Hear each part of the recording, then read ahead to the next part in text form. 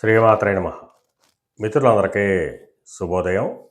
ఈరోజు శ్రీ విశ్వావసునామ సంవత్సర మాఘ బహుళ విధియ మంగళవారం. ఈరోజు మక నక్షత్రం. ఈరోజు ఫిబ్రవరి 3, 2026 తేదీ మంగళవారం. ఈరోజు దుర్ముహూర్తం ఉదయం 8:46 లాగైతే 9:37 వరకు ఉంది.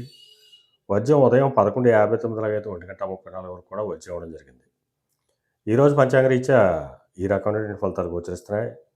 అలాగే ఈరోజు నక్షత్రం అయినటువంటి మక నక్షత్రం ఎవరికి తారాబలం కుదురుతుందో మనం పరిశీలించినట్టయితే భరణి, కృత్తిక, మృగశిర, పునరసు, ఆశ్లేష, పుబ్బ, ఉత్తర, చిత్త, విశాఖ, జ్యేష్ఠ, పూర్వాషాఢ, ఉత్తరాషాఢ, ధనిష్ట, పూర్వభద్ర,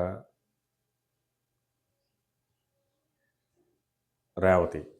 ఈ నక్షత్రంలో జన్మించేటువంటి మన మిత్రులందరికీ కూడా ఈరోజు నక్షత్రాలు అనేటువంటి మక అనుకూలంగా ఉంటుంది.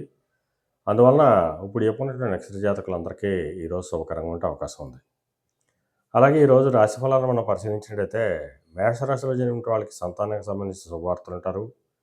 వృషభ రాశిలో జన్మించిన వాళ్ళకి ఆకస్మిక ప్రయాణాలు చేయాల్సిన అవసరం ఉంటుంది.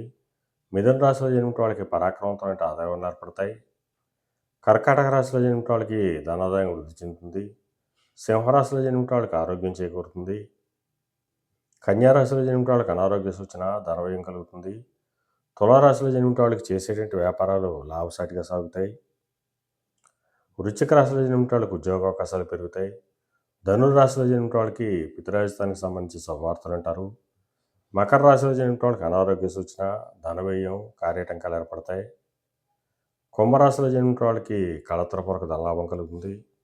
మేన రాశిలో జన్మించిన వాళ్ళకి శత్రుభయం కలుగుతుంది. ఈరోజు ద్వాదశ రాశి యొక్క ఫలితాలు ఈ రకంగా తెలియడం జరిగింది.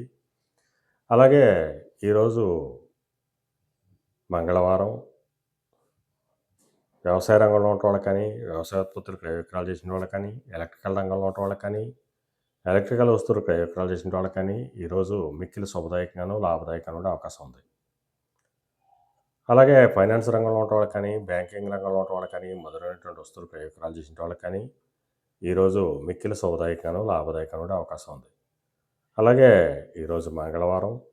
అందువలన ఆ సుబ్రహ్మణ్యేశ్వర స్వామిని, షణ్ముఖుని తేనెతో కానీ చెరుకు కానీ అభిషేకించినట్లయితే సర్వశుభాలు కలుగుతాయని చెప్పి శాస్త్రీత్యా తెలియడం జరుగుతుంది.